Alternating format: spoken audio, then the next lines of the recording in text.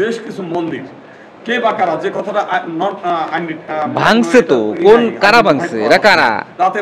কিন্তু হিন্দুরা বাংলাদেশ বলো বা ইন্ডিয়ার বলো এই লোকটারে পছন্দ করে না, তার কারণ হচ্ছে সবাই বলতেছে এরা হচ্ছে দালাল, এই জন্য পছন্দ করে না। ভাই তোদের সমস্যা, তোরা মন্দির ভাঙবি কেন ভাই? বিচি কেটে ফেলতে হবে এদের ধরে। এই যে জগন্নাথ দেবের মূর্তিগুলো তোরা ভাঙছস ভাই, তোদের তো জন্মের ঠিক নাই, সিরিয়াসলি। আমরা আমাদের দেবদেবীদের কতটা রেসপেক্ট করি, কতটা ভালোবাসি, নিজের থেকেও বেশি ভালোবাসি। আমরা আমাদের মতো থাকি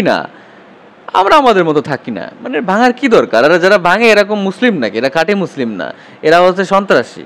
আসল মুসলিম ভাই ব্রাদাররা এগুলো করে না, এরা সন্ত্রাসী। এদের কোনো জাত নাই, ধর্ম নাই, জন্মের ঠিক নাই।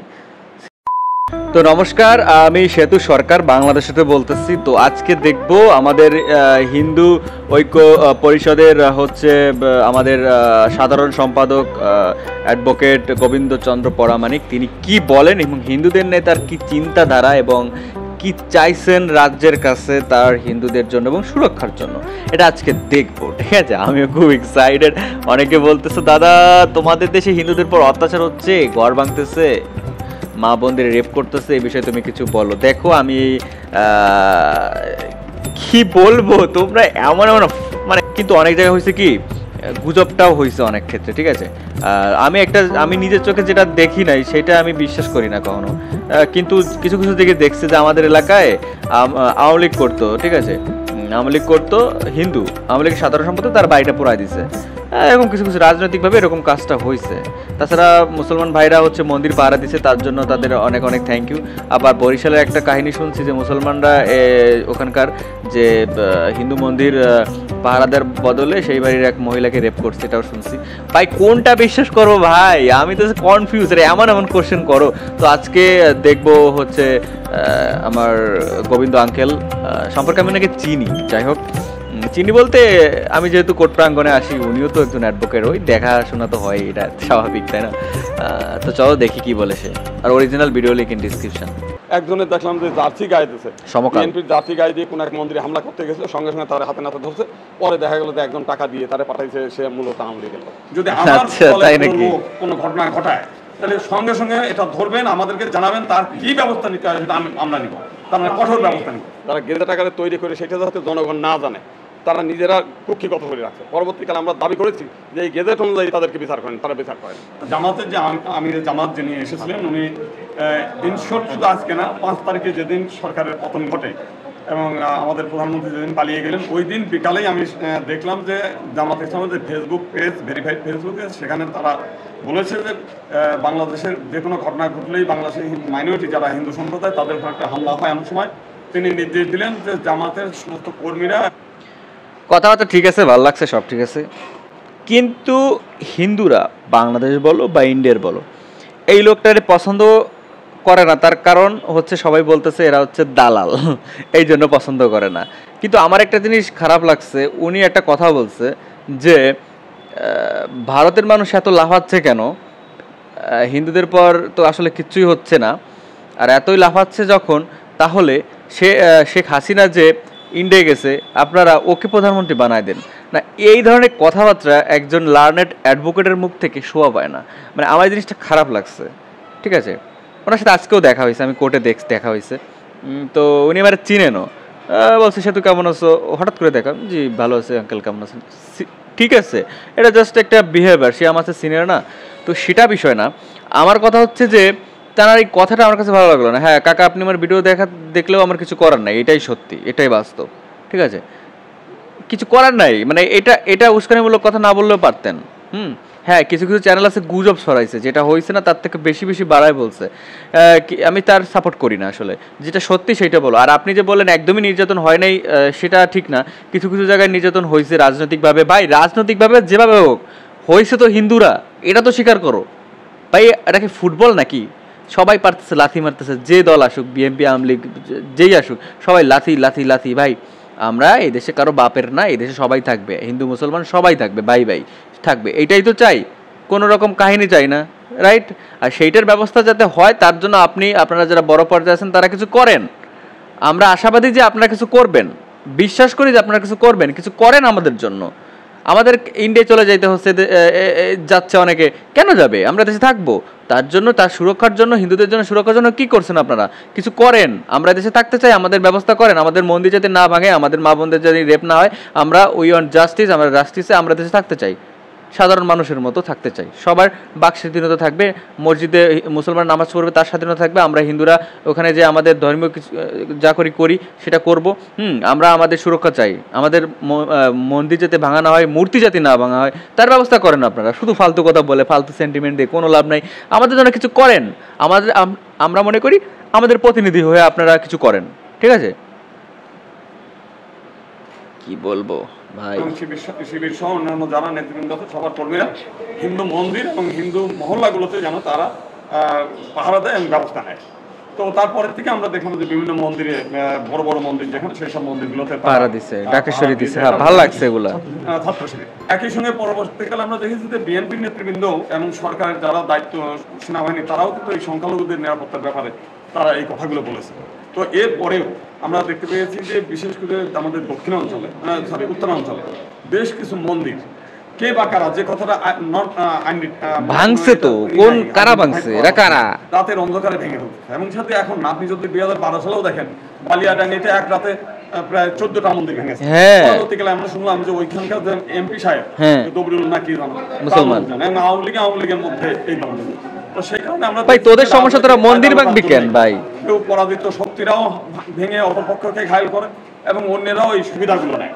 তো সেইখানে আমির জামাত যেটা বললেন, যাতে এই যারা ঘটনা ঘটে আপনারা ধরবেন এবং তার পরিচয়টা নিশ্চিত করে বিচি কেটে ফেলতে হবে এদের ধরে। কোনো লোক কোনো ঘটনা ঘটায় তাহলে সঙ্গে সঙ্গে এটা ধরবেন, আমাদেরকে জানাবেন, তার কি ব্যবস্থা নিতে হয় সেটা আমরা নিব, তার মানে কঠোর ব্যবস্থা নিব। একটা গ্রামের সব হিন্দুদের বাড়ি ঘরে হামলা করেছে এবং তারা নিশ্চিত করে ভিডিওটা আসছে। আমাদের লোক বলতে কি বলছে, হিন্দুরা কি মন্দির ভাঙে না? এখন তার সুযোগ জানাছে। একজনে দেখলাম যে জার্সি গায়ে দিয়েছে, বিএনপির জার্সি গায়ে দিয়ে কোন এক মন্দিরে হামলা করতে গেছে, সঙ্গে সঙ্গে তারা হাতে নাতে ধরছে। পরে দেখা গেল যে একজন টাকা দিয়ে তারা পাঠাইছে, সে মূলত আওয়ামী লীগের লোক। তো এখন মূল যে বিষয়টা না, এগুলো হয়েছে, এখন কে মানে ঘটনাগুলো ঘটাচ্ছে এগুলো আইডেন্টিফাইড হওয়া দরকার। দরকার কি হতে হবে? ফুটবলের মতো দুই পক্ষে লাথালাতির মধ্যে আমার কথা আসছে, নিরাপত্তা সহকারে বসবাস। কয়েকদিন আগে আমরা দেখছি যে সুইপার কলোনিতে হিন্দুদের প্রায় 120টা ছোট ছোট দোকান, ঘরের মতো ঘর, সেগুলো ভেঙে দিয়েছে আমার আগের ভিডিও দেখছি। আওয়ামী লীগের 2001 সালে বিএনপি জামাত জোট যখন ক্ষমতায় আসে, ভোলা সহ সারা বাংলাদেশে ব্যাপকভাবে হিন্দুদের উপর হামলা হয়। সেই ঘটনায় বিএনপি জামাত কোনো বিচার করেনি। পরবর্তীকালে 2006 সালে যখন আওয়ামী লীগ ক্ষমতায় আসে, আমরা তাদেরকে বারবার বলেছি যে ওই ঘটনা যেহেতু বিএনপি জামাত ঘটিয়েছে, তাদের বিচার করতে হবে। তারা বিচার করে নাই। পরবর্তীকালে আমরা হাইকোর্টে রিট করেছি। রিট করার পরে বর্তমান যে প্রেসিডেন্ট রাষ্ট্রপতি শাহাবুদ্দিন, তাকে কমিশন প্রদান করে সিআইডির একজন, স্বরাষ্ট্র মন্ত্রণালয়ের একজন, এই 3 সদস্য বিশিষ্ট একটা কমিশন হয়। কমিশন 25,000 অভিযোগ পায়, তার মধ্যে থেকে যাচাই বাছাই করে ওনারা বাদ দিয়ে দেন। কেন বাদ দেন আমরা জানি না, মাত্র 5,000 রাখেন। সেই 5,000ও অনেক তাল বাহানা করে হাইকোর্টে জমা দেয়। হাইকোর্ট বলে যে এটা গেজেট আকারে তৈরি করেন। তারা গেজেট আকারে তৈরি করে সেটা যাতে জনগণ না জানে, তারা নিজেরা কক্ষিগত করে রাখছে। পরবর্তীকালে আমরা দাবি করেছি যে এই গেজেট অনুযায়ী তাদেরকে বিচার করেন, তারা বিচার করেনি। পরবর্তীকালে আমরা শুনলাম যে তোফায়েল আহমেদ এই সমস্ত ঘটনার নায়ক হলো তোফায়েল আহমেদ। তিনি এইগুলো অর্গানাইজ করে বিএনপি জামাতে হুজুর কুটলে সবাই আসে, তাদেরকে সামনে রেখে এই ঘটনাগুলো ঘটাইছেন, যে কারণে আওয়ামী লীগ এগুলো বিচার করেনি। এইবারে যখন আমরা দেখেছি সেই যে আপনাদের কুমিল্লা, তারপরে হচ্ছে কুমিল্লা ওই যে হনুমানজির পার করে কোরআন রাখছিল, বাংলাদেশের যেখানে যেখানে হামলা হয়েছে প্রত্যেকটি জায়গায় আওয়ামী লীগের নেতৃত্বে তাদের পরিকল্পনায় এই ঘটনাগুলো ঘটেছে। বাহার সাহেব ঘটনা ঘটাইছে কয়েকদিন আগেও, আমরা যেটা মেসাকার হয়েছে সেই কুমিল্লা থেকে আরম্ভ করে, মানে নাথচাঁদপুর থেকে আরম্ভ করে সেই একেবারে চৌমোহনী, সমস্ত ইস্কন মন্দির টন্দির ভেঙে। ভাই রে ভাই, এই যে জগন্নাথ দেবের মূর্তিগুলো তোরা ভাঙছস ভাই, তোদের তো জন্মের ঠিক নাই, সিরিয়াসলি। আমরা আমাদের দেবদেবীদের কতটা রেসপেক্ট করি, কতটা ভালোবাসি, নিজের থেকেও বেশি ভালোবাসি। আমরা আমাদের মতো থাকি না, মানে ভাঙার কি দরকার? আর যারা ভাঙে এরকম মুসলিম নাকি? এরা কাটে মুসলিম না, এরা হচ্ছে সন্ত্রাসী। আসল মুসলিম ভাই ব্রাদার এগুলো করে না, এরা সন্ত্রাসী। এটা এদের কোনো জাত নাই, ধর্ম নাই, জন্মের ঠিক নাই। সিরিয়াসলি শুনতে খারাপ লাগছে কথাগুলো, আসলেই তাই। ঠিক আছে, আসলে মানে আসলি হিন্দিতে বললাম, আসলি মুসলমান এটা কখনোই করবে না। তো ভালো লাগছে লাস্ট কথাগুলা যে বলতেছে আমাগুলোর সাথে হচ্ছে, আমার সাথে হচ্ছে, আমার সাথে, এগুলো হবে নেক্সটে হবে না। এর জন্য কি করতেছি আমরা ভাই? এ হয়েছে, এর বেলেন দিচ্ছি, ভাই আওয়ামী লীগের সময় এগুলো হয়েছে, ভাই বিএনপির সময় এগুলো হয়েছে, ভাই জামাতের সময় এগুলো হয়েছে, ওরা কেউ কিছু করে নাই। ভাই হবে না হিন্দুদের সাথে অত্যাচার, এর জন্য কি করছেন? আমাদের এই কাজটা করতে হবে, আমাদের এই পদক্ষেপটা নিতে হবে, নিতে হবে। বে হয়ে গেল ভাই, হচ্ছে কই, হচ্ছে কই, হবে কবে? Any limitation of time? No ভাই, আমরা ফুটবল এ মারতেছে, ও মারতেছে, দে আমার কাছে দে। এই হিন্দুরা তো ফুটবল, এদিকে আমি একটা শট মারি এদিকে। ভাই এটা এদেশে সবার থাকার অধিকার আছে। আমরা এখানে থাকবো, আমাদের বাক স্বাধীনতা দিতে হবে, আমরা মন্দিরে যে পূজা করতে পারি সে স্বাধীনতা আমাদের থাকবে। তা না হলে একটা দেশ কি করে গণতান্ত্রিক হলো যদি কোনো গণতন্ত্রই না থাকে? ফেসিস্ট ভাব ভাই কেমনে? তো বর্তমান সরকার উপর আমার আস্থা আছে, এবং আমাদের হিন্দুদের বা সংখ্যালঘু যারা রয়েছেন, খ্রিস্টান বৌদ্ধ যারা আছেন, সবাই আমরা চাই সুষ্ঠু বিচার, আমরা যাতে সুন্দরভাবে বসবাস করতে পারি। এই দেশে সবার একটা অধিকার রয়েছে, সেই অধিকার দিক থেকে বলতে চাই যে আমরা এখানে থাকতে চাই এবং আমরা এখানে থাকবো। আমাদের সুরক্ষা দেওয়া হোক, আমাদের মন্দির যেন ভাঙানো হয়, আমাদের গির্জা ভাঙানো হয়, ঠিক আছে? আর আমাদের ধর্মগ্রন্থের অপমান জানি না করা হয়, এটা দেখতে হবে। এই যে কুরআন একটা ধর্মীয় গ্রন্থ আপনাদের মুসলমান ধর্মের, ইসলামের, এইটা কেন আমাকে কি দায় থাকছে ভাই? এইটা কেন আমাদের বজরঙ্গবলীর পার রাখতে হবে? হয় ম্যান, মানে যে জিনিসটা যেখানে শোয়া পাই সেইখানে রাখা উচিত, এইখানে বজরঙ্গবলীর পার পরে রাখতে হবে কেন? পরে শুনলাম সে নাকি পাগল। বা এটা পাগলের এই সেন্স আছে ভাই, সে ধর্মগ্রন্থ নিয়ে আসছে এখানে, হ্যাঁ, তার তো ধর্মগ্রন্থ সম্পর্কে কোনো আইডিয়া থাকার কথা না। সে যদি পাগল হয় তাহলে তার বই চুজ করার মতো এই মেন্টালিটি থাকার তো কোনো মানে নাই না ভাই, কি বলবো। So thank you for watching, and লাস্টটা কে দেখছো অবশ্যই কমেন্ট করে জানো। অনেক অনেক ধন্যবাদ। তোমার ফ্যামিলি নিয়ে তুমি ভালো থাকো, আর be safe, be careful all the time. And সবাই জিজ্ঞেস দাদা তুমি কেমন আছো? হ্যাঁ আমি ভালো আছি। এখন বর্তমানে বন্যার কারণে একটু অরাজকতা দেখা দিচ্ছে। সবাই সব মানুষ একটা জিনিস ভাই, বাংলাদেশের মানুষরা অনেক ভালো, দেখো সব কিছুতে আগে থাকে।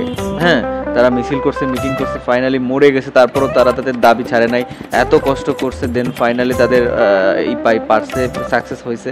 তো তারপরে আবার দেখো বন্যার্থদের সাহায্য করতে গেছে, স্টুডেন্ট থেকে শুরু করে সবাই, মানে কোটি কোটি টাকা উঠতেছে। আমি ইভেন দিছি বিকাশের মাধ্যমে বা নগদের মাধ্যমে দিছি, অনেকভাবেই দিছি, যতটুকু পারছি সাহায্য করতেছি, কিন্তু যাইতে পারতেছি না, খারাপ লাগতেছে, কারণ এদিকে অনেক চাপ, কোর্টের অনেক চাপ আছে। তো তাও যতটুকু পারি চেষ্টা করবো, যাইতেও পারি, বলা যায় না। তো এভাবে সাপোর্ট করতেছে, তার জন্য মানে বাংলাদেশি মানুষের মেন্টালিটি অনেক ভালো এই সমস্ত জিনিসের ক্ষেত্রে, ঠিক আছে? সো থ্যাংক ইউ, অনেক অনেক ধন্যবাদ। অনেক বেশি কথা বলে ফেলছি, কারণ এই ছোট মানুষ, এত বেশি কথা বলা উচিত না, স্বাস্থ্যের জন্য ক্ষতিকারক।